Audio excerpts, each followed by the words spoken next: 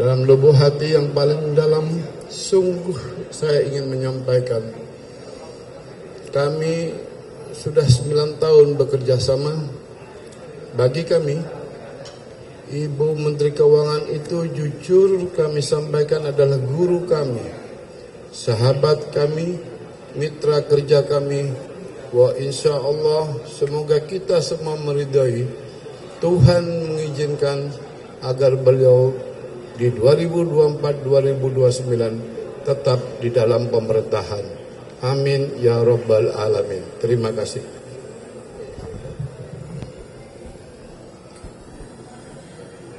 Terima kasih Pak Said, kecuali bagian yang paling akhir tadi ya. Alhamdulillah hari ini kami telah menyelesaikan tugas konstitusi. Saya sebagai Menteri Keuangan, Wakil Pemerintah bersama Menteri Bappenas, Menteri Hukum dan HAM, dan Gubernur BI di dalam terus kita menyusun APBN 2025 yang merupakan APBN transisi karena disusun oleh pemerintah saat ini untuk dilaksanakan oleh pemerintah terpilih dari pemilu 2024 yang lalu. Kita semuanya terus melakukan komunikasi dan konsultasi politik untuk mendapatkan arahan sehingga APBN 2025 bisa mengakomodasi seluruh prioritas pemerintah baru, namun pada saat yang sama tetap waspada terhadap berbagai risiko seperti geopolitik, terjadinya berbagai gejolak, perlambatan dari perekonomian besar seperti di Amerika Serikat, RRT, Eropa, serta tajamnya fragmentasi global dalam bentuk perang dagang. Inilah yang kemudian mendasari kami untuk menyusun APBN 2025 tetap hati-hati waspada namun optimis dan juga mampu mengakomodasi kebijakan prioritas pemerintah terpilih. APBN 2025 seperti saya sampaikan dirancang untuk menjaga stabilitas, inklusivitas, dan keberlanjutan.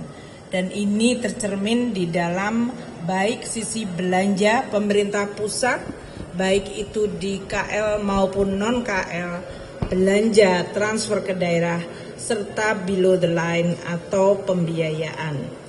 Kami juga menggunakan instrumen penerimaan seperti pajak, bea dan cukai, serta PNBP untuk mendorong stabilitas, inklusivitas, dan keberlanjutan.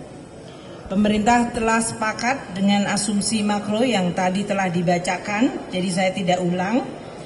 Dan kita tentu memahami bahwa berbagai indikator pembangunan juga sama pentingnya, seperti penurunan tingkat kemiskinan, tingkat pengangguran, dan juga ketimpangan.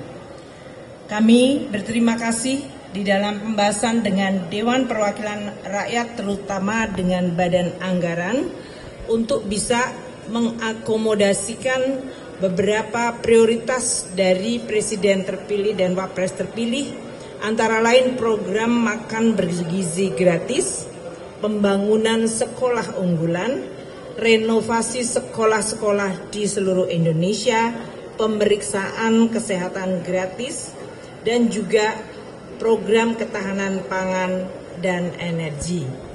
APBN 2025 kita harapkan akan menjadi instrumen yang tetap sehat, kredibel, dan efektif untuk membangun fondasi Indonesia menuju visi Indonesia Emas 2045. Banyak fokus di dalam APBN yang selama ini telah kita sampaikan dan akan diteruskan, yaitu collecting more, spending better, prudent, serta innovative financing. Penerimaan negara dijaga pada 3005,1 adalah keseimbangan antara meningkatkan kapasitas APBN membiayai program-program penting, namun juga menjaga kondisi dan iklim investasi. Belanja kementerian lembaga sebesar 1.160,1 triliun telah memasukkan program unggulan pemerintah baru. Makan bergizi gratis 71 triliun, renovasi sekolah 20 triliun, sekolah unggulan, pembangunan sekolah unggulan 2 triliun, pemeriksaan kesehatan gratis 3,2 triliun, penuntasan TBC, penanganan TBC 8 triliun, lumbung pangan nasional 15 triliun, dan peningkatan rumah sakit berkualitas sebesar 1,8 triliun. Untuk transfer ke daerah 919,9 triliun adalah untuk menciptakan sinergi harmonisasi kebijakan pusat dan daerah dan meningkatkan kualitas belanja produktif dan perbaikan local taxing power, sehingga kemajuan daerah akan semakin diselaraskan, yang tertinggal bisa mengejar lebih cepat, sehingga daerah-daerah makin mengalami konvergensi kemajuan. Defisit APBN 2025 seperti tadi telah disampaikan sebesar 2,53% PDB atau 616,2 triliun. Ini adalah tingkat yang hati-hati, cukup untuk mewadahi berbagai program prioritas, namun tetap sustainable, prudent, dan pengendalian risiko yang tetap bisa dikelola baik. Di dalam pembiayaan investasi sebesar 154,5 triliun adalah untuk mendukung berbagai BUMN, BLU untuk peningkatan kualitas SDM.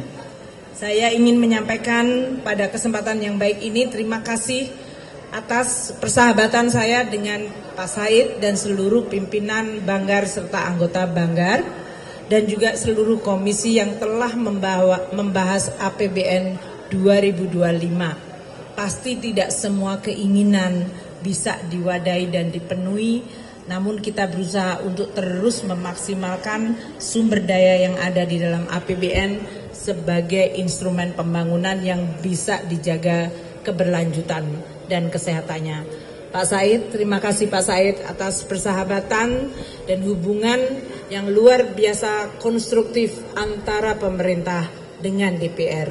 Di dalam DPR menjalankan hak budgetnya secara proper, dan kami sebagai pengelola negara yang menjalankan amanat konstitusi dan undang-undang.